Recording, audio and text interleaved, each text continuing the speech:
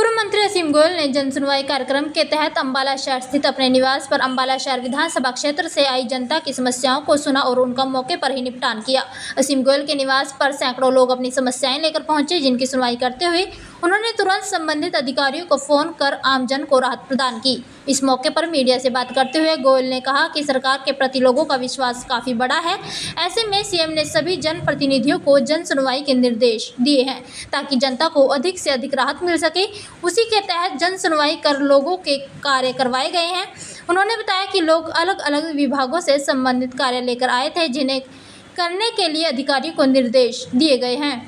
हजारों का हजूम अभी भी शिकायतें लेके पहुंच रहा है, क्या कुछ मुख्य समस्याएं आ रही हैं?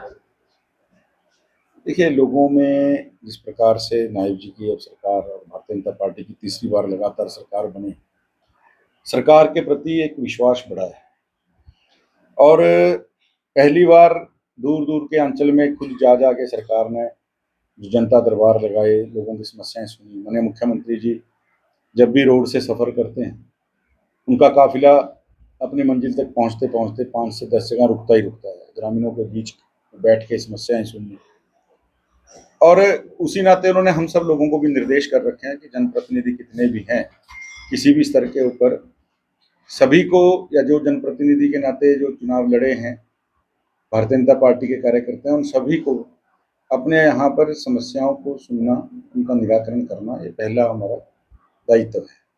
और जिस तरह आपने कहा कि काफ़ी बड़ी संख्या में जो हैं, क्योंकि मैं वीरवार को अपना जो है जन सुनवाई का दरबार लगाता हूँ। जनता जनार्दन है, लोकतंत्र का मामला है, और उस नाते चाहे ग्रामीण अंचल की कुछ रास्तों की समस्याएं जो नए बने हैं, कुछ चाहे कहीं से बिजली को लेकर किस प्रकार से, कोई पुलिस थाने के लेके, कोई कबूतरबाजी के केस, यानी अलग अलग तरह की समस्याएं डेवलपमेंट से जुड़ी हुई, कोई बाढ़ के पानी से, कोई पीने के पानी की, कोई निकासी की, छोड़ की, अलग अलग तरह की अलग अलग समस्याएं जो हैं और लोगों की रही हैं, और कोशिश होती है कि उनकी समस्याओं का निराकरण मौके के ऊपर ही। सर, कांग्रेस दे चुका है, उसको लेकर क्या तैयारियां हैं अम्बाला? देखिए, डी साहब से मेरी बात हुई थी। डी साहब ने कल पूरे प्रशासनिक अपने अमले के साथ, चाहे हमारे नगर निगम के कमिश्नर हों, चाहे अन्य विभागों के अधिकारी हों, पब्लिक हेल्थ के हों, HSBP के हों, निगम के हों और इरिगेशन के हों, इन सब के साथ एक जॉइंट जो है दौरा पूरे शहर का किया है। और जहाँ जहाँ जिन पॉइंट्स के ऊपर काम करने की ज़रूरत है, चाहे सफाई के क्षेत्र में, चाहे कोई वहाँ पे पाइप डालनी है, चाहे पाइप जोड़नी है, किसी भी नाते जहाँ जल भराव ना हो, और शहर में इस बार बाढ़ का दंश कम से कम शहर झेले, क्योंकि इसकी बड़ी योजना हम माननीय मुख्यमंत्री जी से अपना निवेदन करके मंजूर करवाने की IIT रुड़की जो है उसकी और हम दिशा की ओर कदम बढ़ा रहे हैं। वो IIT रुड़की ने हमें अपनी DPR की कॉस्ट हमें भेज दी है। वो फाइल माननीय मुख्यमंत्री जी पे चली गई है। बड़ी जल्दी वहाँ से जुलाई के अंदर मीटिंग है पूरे हरियाणा की इनवर्क्स को लेकर, उसमें वो फाइल पास हो जाएगी। देन उसके बाद IIT वाले यहाँ आएंगे, अपना काम संभालेंगे।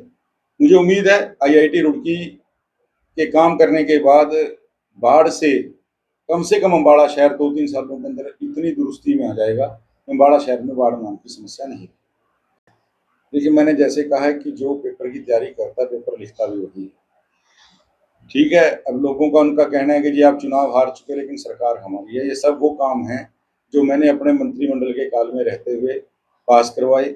उन्हीं कामों को हम आगे बढ़ा रहे हैं। और आज आदरणीय मुख्यमंत्री नायब सिंह सैनी जी कोई भी काम उनको कहते हैं, काम तुरंत प्रभाव से हमारा डेवलपमेंट का काम है, होता है। मैं ये समझता हूँ कि विपक्ष के साथियों को भी, देखिए, जो आज काम हो रहे हैं उन कामों को सरकार को श्रेय देने की बजाय वो केवल पोषने का काम कर रहे हैं। वो चाहते हैं कि केवल हम बोर्ड के उद्घाटन करें और काम ना करें। जनता की आवाज़ से, जनता के आराम से उनको कोई सरोकार नहीं है। तो मैं ऐसे नेताओं से जरूर कहना चाहूँगा, वो कभी कह देते हैं, मैं उनके रोज बयान पढ़ता हूँ, कभी कह देते हैं जी ये पत्थरकालीन युग है, पत्थर घोषणा करने वाला युग है।